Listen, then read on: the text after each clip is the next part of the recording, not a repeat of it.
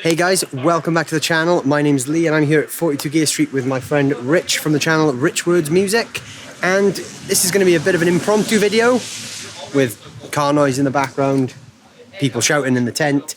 This is a precursor to another video me and Rich are going to film in the studio where we're going to build an affordable rig. So we're going to go through the tent now, talk to the brands, pick some gear that we want to use, and then there's going to be another video on Rich's channel where we basically put the follow-up together, where we actually put that rig together and show you what it can do.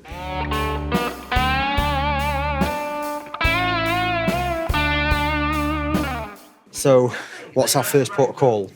Yeah, well, basically, what I wanted to do with Leigh was take advantage of the fact that he is a consummate professional when it comes to playing covers gigs. You do a lot of shows where you play many different styles of music in the course of one set. And what I wanted to do was put together a rig that you could use to play that at a kind of reasonable budget level. We're going to need a guitar, we're going to need some kind of an amp, clean platform for pedals, and we're going to need maybe a handful of pedals, whatever you would use. And we're going to find it all in the 42 Gear Street tent right now before we shoot the video. Yes, and the bad news is Henning is in there. So you can't have everything with these events. That's the downside. So some of this video is going to feature Henning shouting in the background. They're recording a live version of Ryan's podcast 60 Cycle Hum right now. We'll probably gate crash that as well. So yeah, this is just going to be a bit of fun with the end goal being the video over on Rich's channel. So let's go and pick some gear. You're probably going to see some weird lighting changes as we go from inside to outside. So bear with us. We're doing this on the fly. So let's go. Sorry, sup up. So here we go. Shall I walk in front in the cinematic? You can lead the way, Rich. I do it all the time. I -5. Correct. Okay, I gotta go because this has got to be good for your back. there's an event to run. We have guitars here. We have basses as well. I don't see anything that would work for you. So we're looking for a versatile guitar. So something that is like a HSS would be good. So maybe like this PJD, that's probably perfect for us. That could be absolutely spot on. Yeah, so this guitar is a PJD Woodford. Yeah, it's the new one, the standard. So it's made in England, and amazingly, I found out that it costs about £1,200. Yeah, it's got bare knuckle pickups in it as well, and it feels, plays, and sounds great because I've had it in another video already. So that, you know, with these two singles and with that as a humbucker, that's going to do everything you want it to do, I reckon. Okay, around there. So that should get us through most covers gigs. So amp-wise, most of the amps here are quite expensive, so we're just going to look for anything that's already in the studio that is a clean platform, but we're going to build a pedalboard now to go with this as well. Yep. So What changes will I have to endure? I've got a lot of pedals to pick from. Process. So where should we start? Holiday days, you know what I'm saying? So because we're using a clean pedal platform amp, I'm supposing that you're going to need like at least one gain stage. So maybe some kind of a light thing, almost a pushed clean sort of a sound, and then something with a bit more dirt for the classic rock, for the heavy rock stuff. So just looking at this board here, I think I see one of your favorites down here. Yeah, I think it's like a lot of the Jupiter video we're going to do. The J-Rocket Archer. So let's steal the Archer. So let's grab this. They went to YouTube and TikTok, and they're still crushing it because it's always the same basic. So that's pedal number one. Elements, you know, having a good personality. And you're also going to want to have something a little bit kind of with a little bit more juice behind it, I think. Yes. So I would quite like the Wampler Bell. That's a great pedal. There's Mike interrupting our video. The Bell is their take on the Noble ODR1. So this is a cool sort of secondary drive. We would also need a reverb of some kind. Yeah. So I'd probably say the Walrus R1. Let's take it off this board, I guess.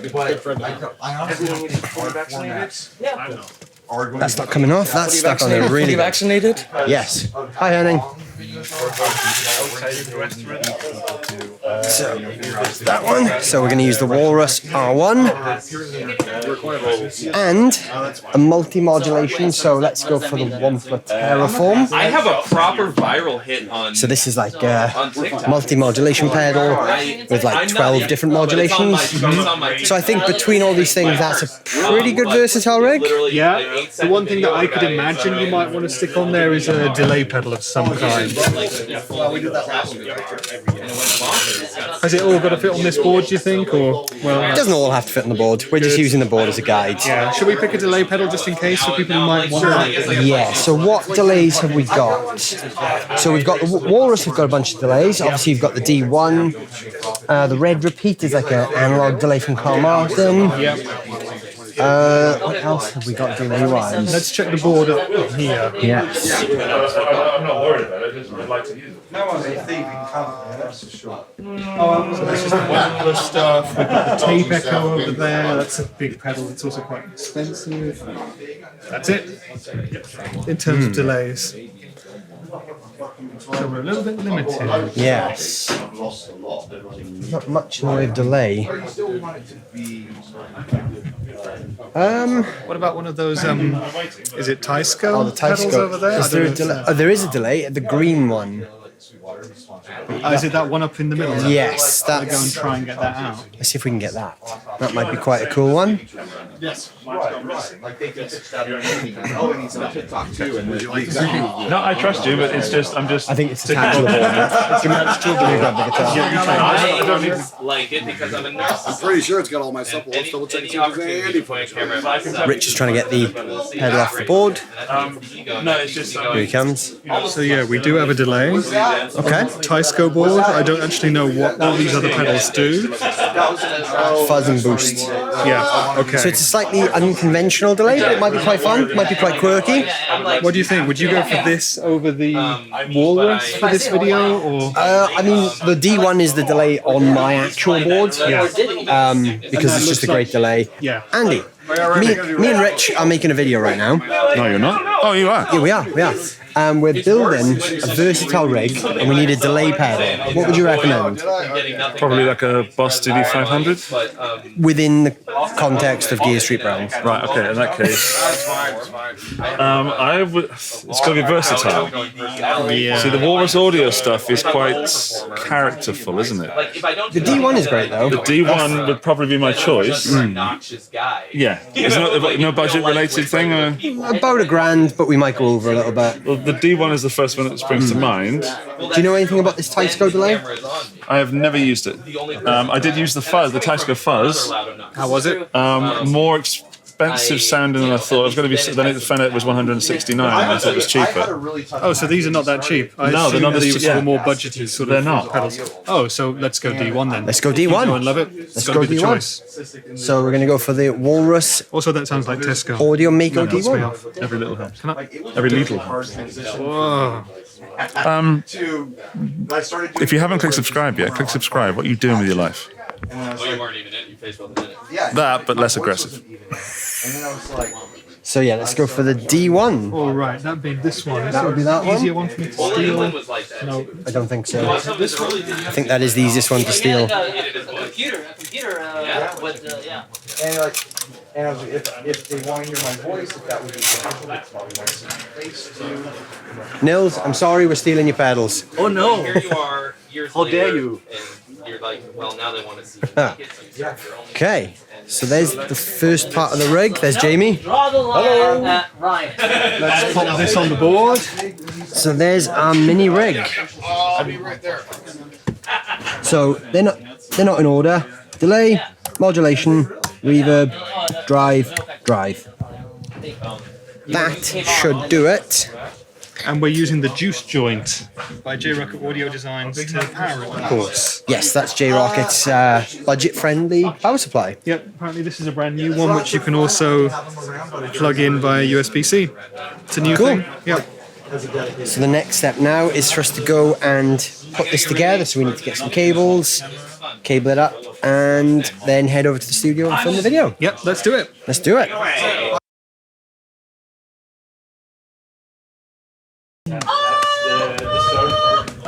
Okay, the rig is built, and you're hearing something. Victor, what is that? I have no idea. Who is it? Who's that, Connor? I think it's Alex. That's Alex. That's Alex. A moment. Okay. This is the third day now, and I think everyone's broken now. So we've got our rig, we've got our power supply. Now we're going to go up to the studio and put this thing together. So let's go. Let's try and do this now so we don't drop anything. So I'm going to put stuff in my pocket as well. You take a couple of things off, I can carry the rest in one hand. Okay, I'll take the stuff that's not Velcroed down. Yeah. Let's go. Yeah. Lead the way, Rich. Okay. We pretend to know what we're doing. So Yeah. it's all good. But yeah. We're confident. So now, It's gonna fall down, I know it. now the camera visuals are terrible because we're outside and I'm carrying stuff, so I can't adjust the ISO. So it looks really blown out at the moment, but we'll be back indoors in about 30 seconds. So that will fix itself then, won't it, Rich? Yep, because Henning's place is Yeah. quite dingy, Dingy. quite dark. It has This the place. air of a dungeon about it. And there's Kafia somewhere. Where is he? There he is. Say hello. Hello. Let's go. I'll grab the guitar. Victor's taking the guitar and he's going to lead the way up to the studio. Victor is leading the way. The camera's gone really dark now because there's no light there. Right. Here we are. Okay, we've made it. Now I can adjust the camera. So you are here. We are here. You started doing a podcast? I don't even know whose podcast it is. Right. I thought it was Andy, It's 60 Cycle Hum, isn't it? Andy and Dan did theirs though. Or was they, Yeah. Dan left. Okay. so it's not Yeah, Dan's. Dan's going to tell me. Okay. Okay. Right. So we have a board. Yep. It's probably not big enough for what we're going to do because we have 1, 2, 3, 4, 5 decently sized pedals and a decently sized power supply. So should we just put the board away for this? Yeah, let's just put the board away. So if you were building this rig yourself, you would obviously use a small board. First of all, what's your plan? I know, I'm switching. Okay, you do that? yeah. Okay. Then, So we're building then a- I'm out, and you do your thing, because when he's in charge, I don't need to do shit. Okay. Yeah, take a break. Yeah. Yeah, You then- deserve a Something to break. drink. Go have a beer, a schnitzel. can I bring you something? Let's try again. Okay. Alright. So yeah, we're going to put the board together now, but without the board because Yeah. we picked a board that was very small. Yeah, we got 5 or 6 pedals, and you might not necessarily need that for a covers gig, but this covers all eventualities. And I guess you'd start with the drive, wouldn't you? So Yeah. So one thing we didn't get, which again is more of a common sense pedal, would be like a tuner. So obviously, if you were building a pedal board for a gig, you'd probably include a tuner on there. We let's didn't. assume you're using a headstock tuner for this Okay. gig. Yeah, I like that. That'll do it. And if Yes. you were, instead of using pedals, if you were using a modeler or something like that, if you had a Helix or something, that would have a tuner built in. Yes. Yeah. So the whole idea behind this, as you may have guessed by this point from the slightly scatterbrained start of this video, is that we're building a rig to cover all sorts of eventualities, whatever kind of gig you're doing. You can show up with a simple rig.